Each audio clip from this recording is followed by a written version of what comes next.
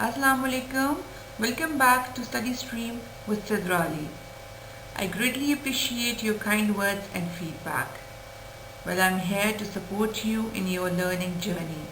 If you have any further questions or if there is anything specific you would like to discuss or ask, please feel free to share. आज का जो हमारा topic है that is understanding adolescence.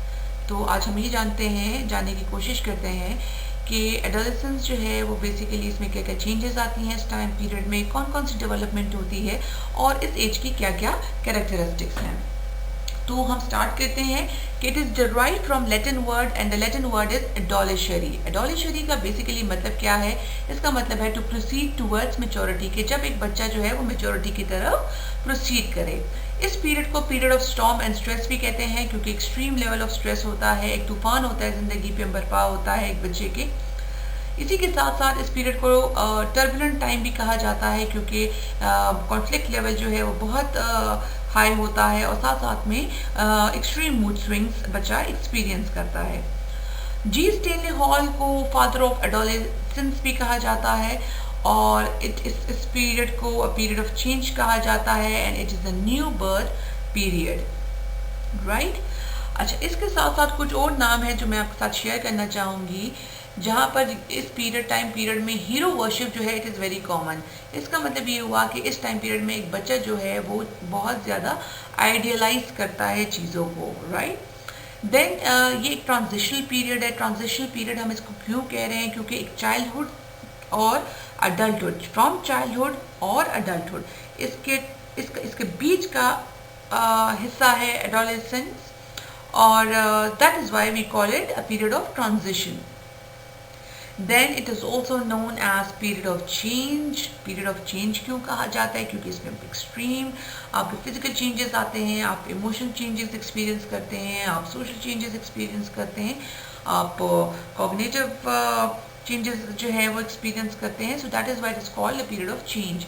Again इसको problem as कहा जाता है। आप जो है बच्चा जो है इस एज में अपनी मनमानी करता है, कॉन्फ्लिक्ट्स होते हैं, स्ट्रेसेस होते हैं ज़िंदगी में। So it is a period, it is also known as problem age. इस टाइम पीरियड में जो एक बच्चा है वो सर्च ऑफ फॉर आइडेंटिटी, वो अपनी शनाख्त जो है वो तलाशने की कोशिश कर रहा होता है। सो यू नो, अच्छा, again another important word is it's a time of unrealism. यहाँ पर द चाइल्ड जो है ही लिव्स इन हिज फैंटेसीज, उसकी अपनी दुनिया होती है, अपनी फैंटेसीज होती हैं, इसीलिए इसको टाइम ऑफ अनरियलिज्म भी कहा जाता है। ओके जी, so adolescence is a unique and dynamic period of human development. तो अगर हम एडोलेसेंस को देखें तो adolescence is basically a stage, it's a phase. जैसे कि हमारे पास चाइल्डहुड है, जैसे कि हमारे पास अडल्टहुड है, then we have old age. तो ये सारे जो है हमारे ह्यूमन डेवलपमेंट के डिफरेंट स्टेजेस हैं, डिफरेंट फेजेस हैं। बट जब हम एक इंडिविजुअल की बात करते हैं तो हम उसको कहते हैं adolescent, right? So adolescence is a phase and adolescent is a person. So कहते हैं कि it's a unique and dynamic period of human development. इसमें बहुत drastic changes होती हैं, which is characterized by several key features, जो कि हम आगे discuss करते हैं। Now, अब वो कौन कौन सी changes हैं? Number one, physical changes. Adolescence is marked by rapid physical growth and development, including the onset of puberty. Now, इस स्टेज में हमारे पास बहुत ही क्विक, बहुत ही रैपिड चेंजेस होती हैं, जैसे कि increase in height and weight, फिर इसके साथ साथ rapid development of bones and muscles. ठीक है, हमारे बोन्स जो हैं, हमारे मसल्स जो हैं, उनकी डेवलपमेंट बहुत रैपिड हो जाती है। साथ में फिर चेंजेस इन बॉडी प्रोपोर्शंस होता है।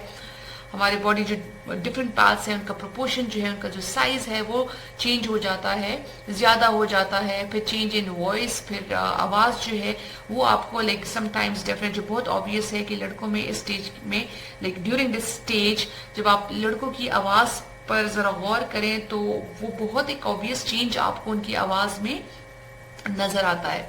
इसी तरह से चेंजेस इन मोटर परफॉर्मेंस, उनकी मोटर परफॉर्मेंस जो है वो चेंज हो जाती है, दे आर मोर क्विक, बहुत ही रैपिड होती है।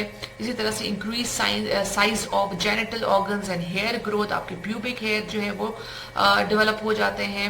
इसी तरह then likewise breast development and growth of pelvis and a lot of other physical changes.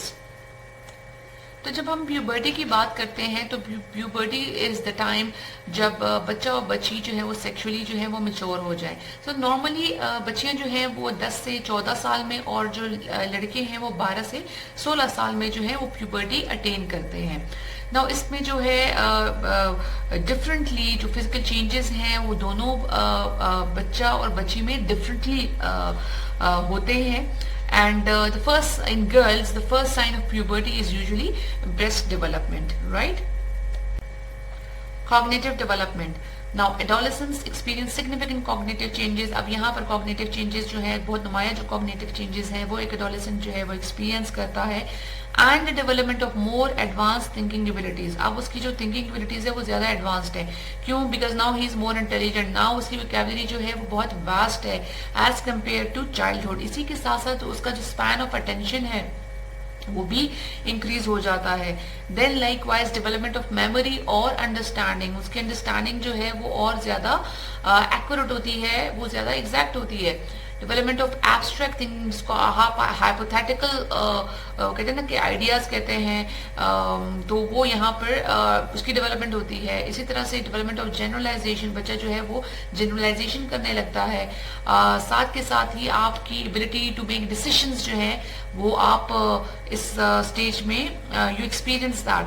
Then development of imagination, आपके जो इंटरेस्ट हैं वो वाइड हो जाते हैं, आपकी जो इमेजिनेशन है वो ज्यादा एक्सपैंड हो जाती है। इसी तरह से हीरो वर्शिप, बिकॉज चूंकि आप आइडियलाइज करते हैं इस स्टेज में, आप जो भी शख्सियत जिसको आप आइडियलाइज करते हैं या जो भी लोग जिनको आप बहुत अप्रिशिएट करते हैं आप उनकी तरह बनने की कोशिश करते हैं, तो आइडियलाइजेशन जो है इस स्टेज में अगेन इज वेरी कॉमन। तो जैसे कि मैंने आपको बताया कि this includes improvements in abstract thinking, problem solving skills and the ability to think hypothetically and critically.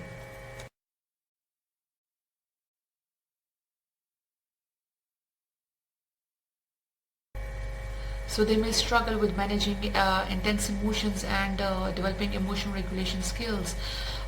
इस स्टेज में अगर हम इमोशंस और उसकी बात करें, मैनेजिंग इमोशंस की बात करते हैं, तो you will find variations in emotional moods, फिर the emotions are not under control sometimes, then they also develop complexities. इसी तरह से इन्फीरियरिटी कॉम्प्लेक्स हो गया, सेक्सुअल फ्रस्ट्रेशंस हो गई, डे ड्रीमिंग हो गई, फिर then you know the change in the common emotion patterns जो हैं, so these things are very common in adolescent time period. So basically जो emotional intensity है it is partly due to hormonal changes, क्योंकि हम सबको पता है कि इस स्टेज में adolescent के टाइम पीरियड में बहुत सारे हार्मोनल चेंजेस आते हैं जो बहुत क्विक होते हैं, बहुत रैपिड होते हैं, बहुत ही ड्रास्टिक किस्म के होते हैं। और दूसरा इम्पोर्टेंटली जो उनको नई नई आज़ादी और एक नई नई आइडेंटिटी जो इन बच्चों को मिली होती है, तो उसकी वजह से ये जो जज्बात में शिद्दत है ये बहुत नुमाया होती है। Identity formation, adolescents embark on a journey of self discovery, वो खुद को डिस्कवर करने की कोशिश करते हैं। What am I? Who am I? What am I supposed to do? Question their beliefs, values and identities. They explore different social roles. वो different social roles को explore करते हैं, वो different identities के साथ जैसे हमने idealization की बात कही थी कि कभी वो किसी एक को idealize करते हैं, कभी दूसरे को idealize करते हैं, copy करने की कोशिश करते हैं। They strive to develop a cohesive and authentic sense of self. अपने आप को एक शक्ल देने के लिए, अपने आप को बनाने के लिए, तस्खीर करने के लिए they just keep on experimenting. Peer relationship, adolescent के टाइम पीरियड में पीयर रिलेशनशिप जो है वो बहुत ज़्यादा अहम हो जाता है, वो बहुत ज़्यादा इम्पॉर्टेंट हो जाता है। दोस्त क्या कहते हैं, क्या चाहते हैं, वो इनके लिए बहुत इम्पॉर्टेंट होते हैं। तो ये उनकी वैलिडेशन, उनसे अप्रूवल चाहिए होती है, अप्रूवल इन द सेंस कि they want to be accepted by their peer group, और इस एक्सेप्टेंस के लिए ये कुछ भी करने को तैयार होते हैं। ना दोस्तियां जो है इस टाइम पीरियड में बहुत इंपॉर्टेंट हो जाती हैं, वो बहुत इंपॉर्टेंट रोल प्ले करते हैं in shaping up your behaviour. आपका एटीट्यूड, आपके चॉइसेस वही डिसाइड करते हैं, बिकॉज दोस्त आपको जिस सांचे में ढालने की कोशिश करते हैं आप उसी सांचे में ढल जाते हैं। You don't listen to your parents, you don't listen to your loved ones, your relatives, but आपके अगर दोस्त आपके वट एवर दे से यू फॉलो दैट। सो आपका जो बिहेवियर है, आपका जो एटीट्यूड है, आपके जो चॉइसेस है, वो आपके दोस्त डिटरमिन करते हैं। Increase autonomy and independence. Now more interestingly इस टाइम पीरियड में एक चाइल्डहुड से जब निकल कर एक बच्चा जो है वो एडोलेसेंट की स्टेज में कदम रखता है, तो वो एक आज़ाद और एक खुद मुख्तार ज़िंदगी गुजारने की ख्वाहिश भी रखता है। और उसमें उसकी प्रेफरेंस ये होती है कि जो फैमिली है वो इंटरफेरेंस ना करे। Now, these children they seek to make their own decisions, they establish their own boundaries.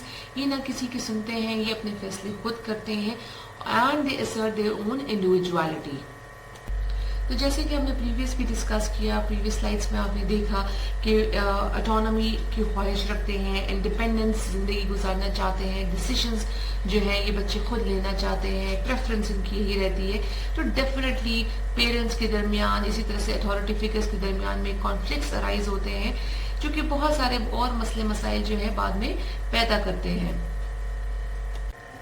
So it is important to know that while these characteristics are commonly observed during adolescence, individual experiences may vary. Way individual differences होते हैं, और individual differences की बिना पर ज़रूरी नहीं है कि all adolescents will exhibit the same behavior or face identical challenges. Differences are there, और उन differences की बिना पर ज़रूरी नहीं है कि experiences जो है वो same हो।